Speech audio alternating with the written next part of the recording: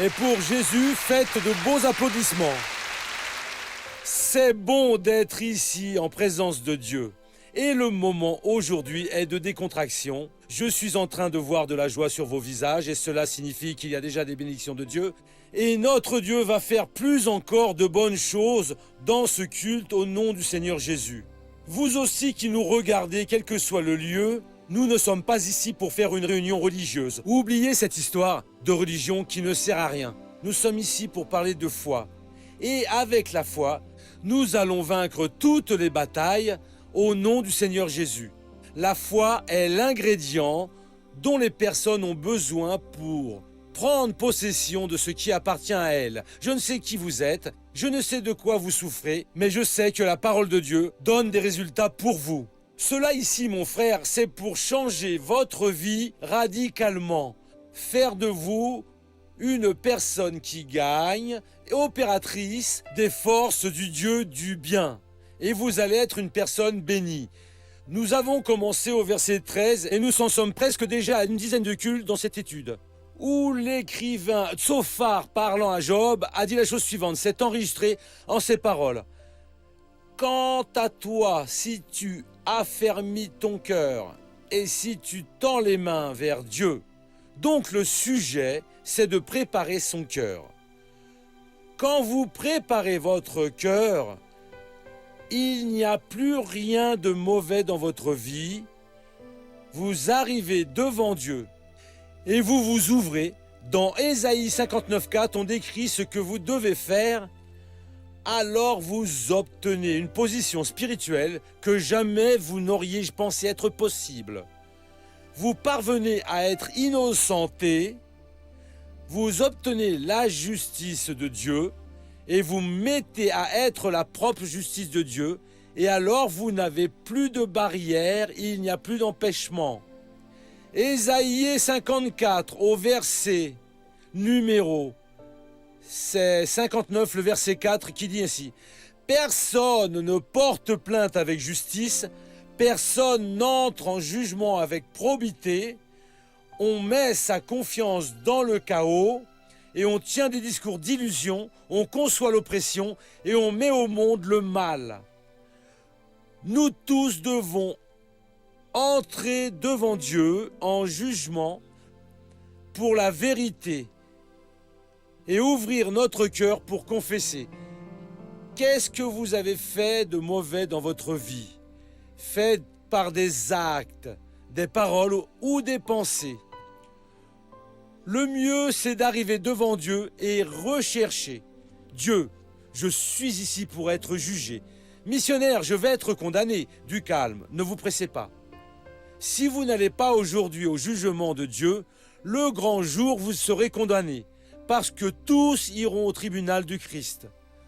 Aujourd'hui, si vous y allez de libre et spontanée volonté ou incité par l'Esprit de Dieu, vous trouverez là en votre faveur la compassion de Dieu, la miséricorde et le pardon. Si aujourd'hui vous ne profitez pas de cette opportunité, le jour du jugement, vous irez seul et là, il n'y aura pas de compassion, de miséricorde et de pardon et aucun des attributs de Dieu. Et là, vous n'allez rien dissimuler. Vous allez vraiment raconter, vous confesserez, Dieu va réaliser cela. Ça va être la réelle vérité, vraiment véritable, qui va être racontée dans les moindres détails jusqu'aux intentions du cœur. Donc, celui qui laisse cela pour le jour du jugement est pénalisé. Là, ce sera pour être condamné.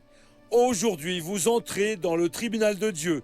Dit Isaïe, il n'y a personne qui implore pour la justice, vous implorez pour la justice de Dieu.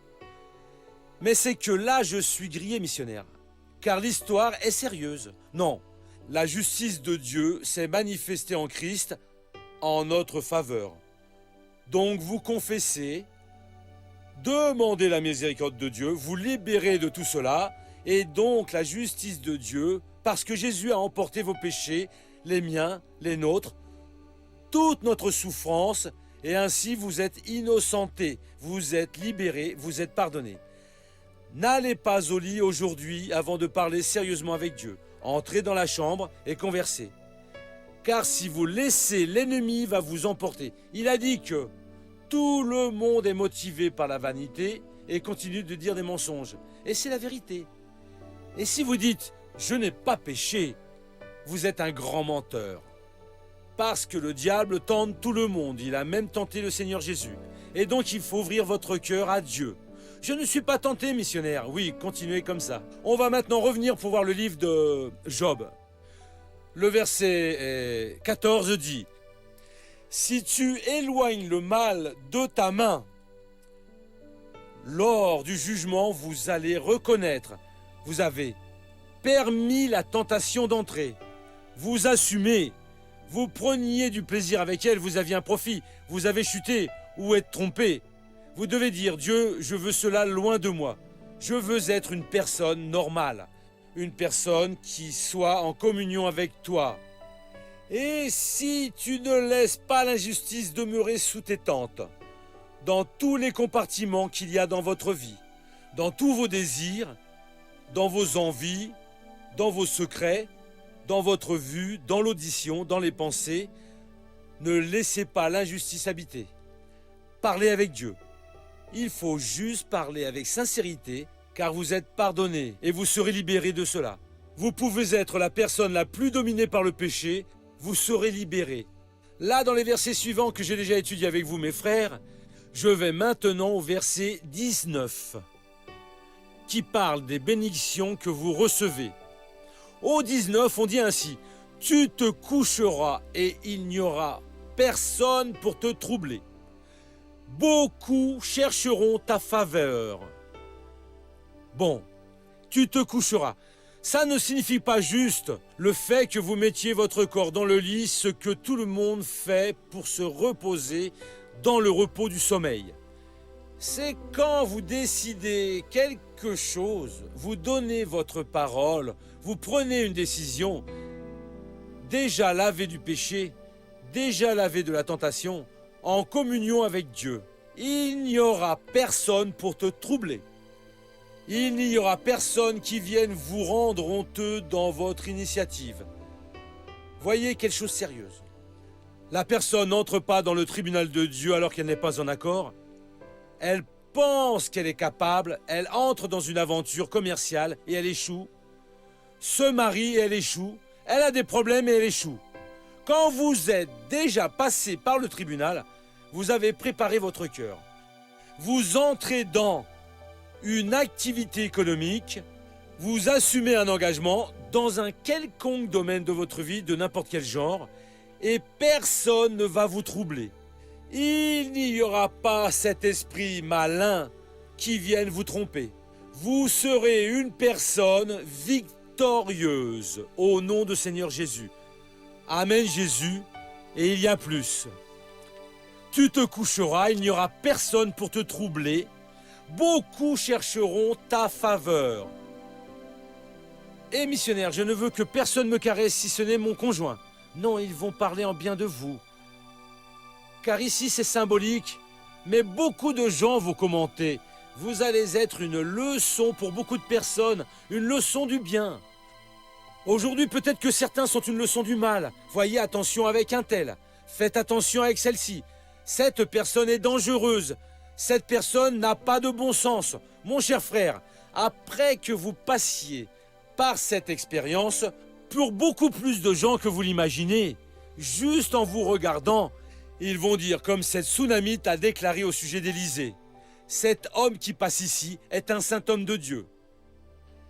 Cette femme qui est ici dans l'entreprise est une servante de Dieu. Cette personne est différente. Ça veut dire, au lieu de vous faire rester dans le rouge, ils vont avoir de la gentillesse envers vous. Et vous allez être une personne bénie. Profitez-en aujourd'hui. Dieu peut changer votre vie complètement. Il est ici pour changer. Amen. Nous allons maintenant au feuilleton de la vie réelle. Amen.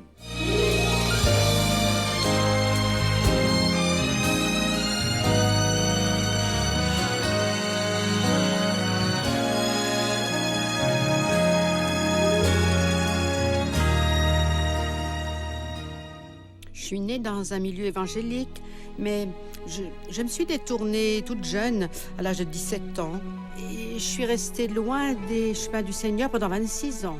Je me suis mariée et durant toute cette période-là, j'ai senti comme un grand vide. Moi, j'étais de la Lagos et nous avions un commerce, mais comme on a commencé à tout perdre, on a décidé de partir. On est allé à Pétroline et on a vécu là encore 10 ans.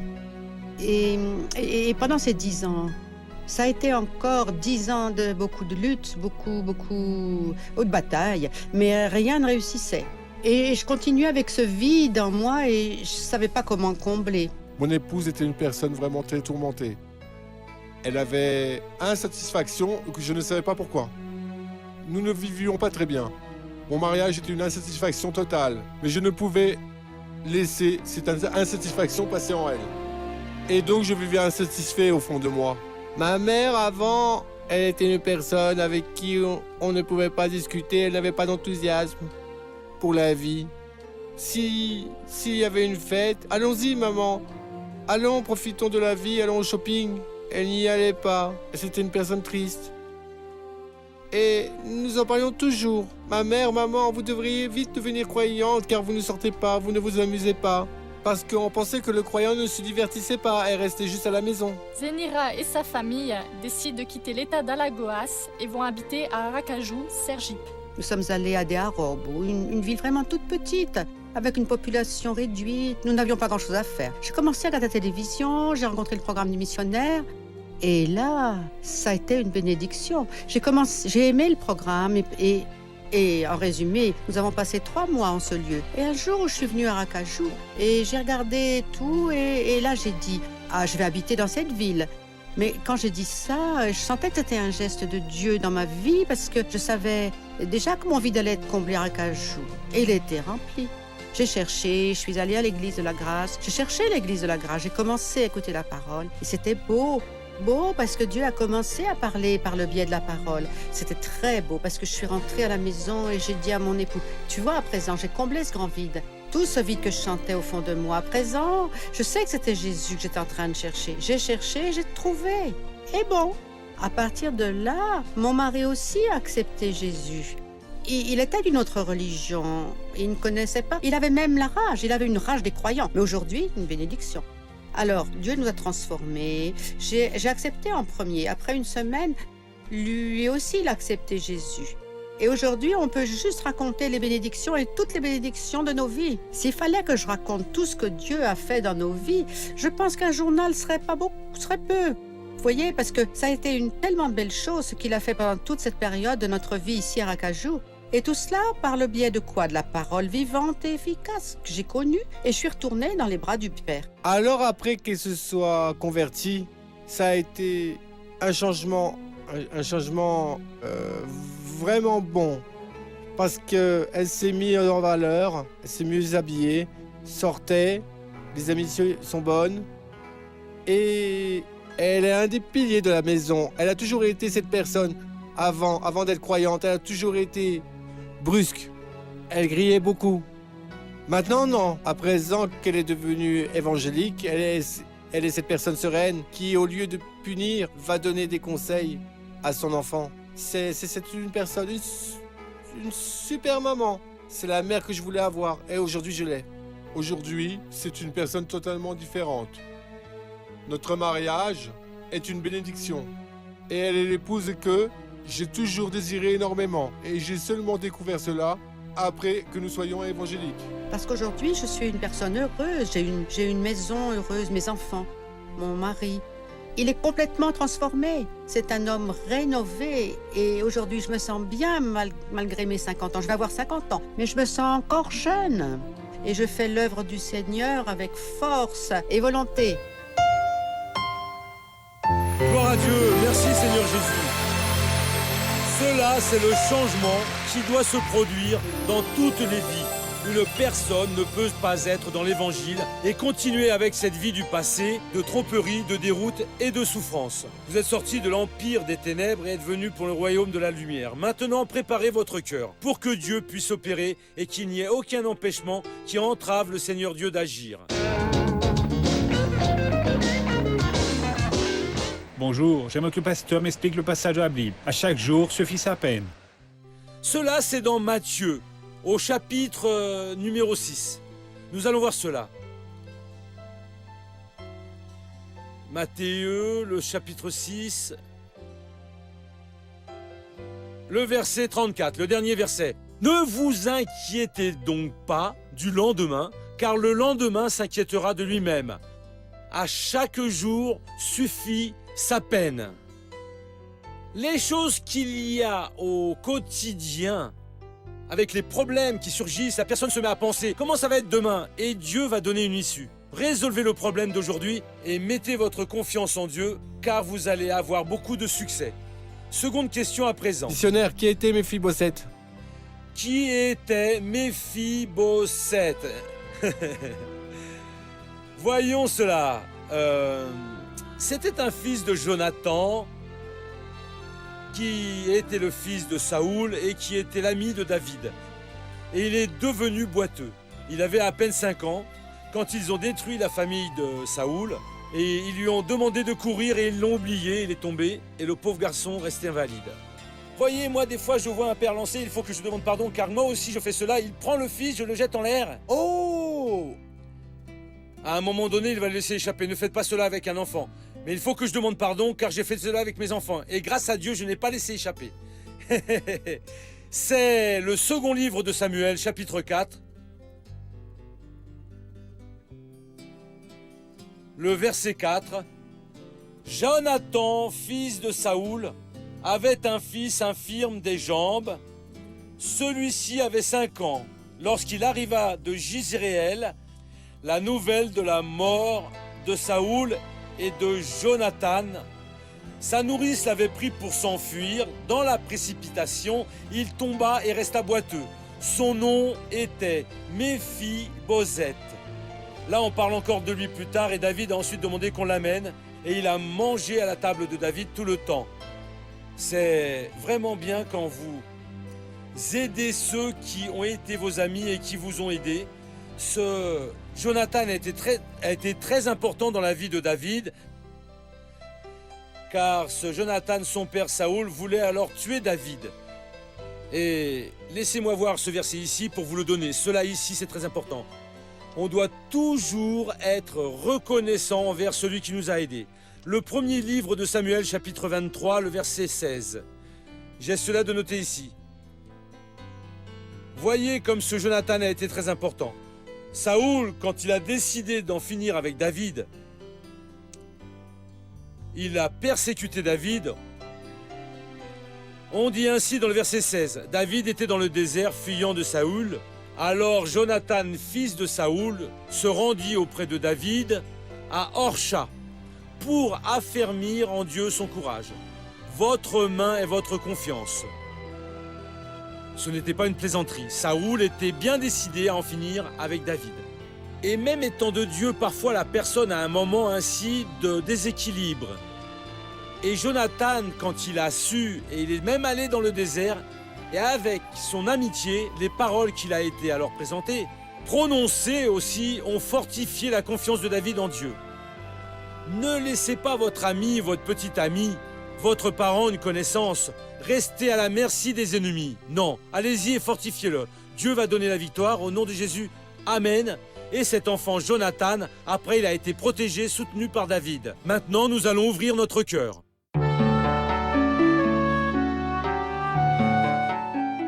Pendant 18 ans, j'ai été mariée et j'ai beaucoup souffert, jusqu'à des menaces de mort que j'ai reçues de mon ex-mari. Et avec une grande dépense, je me suis séparée judiciairement de lui. Mais même ainsi, après plus de 3 ans, on recommençait ces menaces. À cette époque, j'ai commencé une autre relation qui dure depuis 25 ans. Et aujourd'hui, je veux me marier, mais j'ai un gros doute. Je suis dans l'adultère pour avoir été mariée? Missionnaire, que dois-je faire? Ma sœur, je vais répondre. Je n'ai pas tous les détails en main, je ne peux pas répondre. Mais il y a eu un cas que j'ai entendu il y a 40 ans, et ce cas avait déjà 40 ou 50 ans. Alors vous jugez la chose.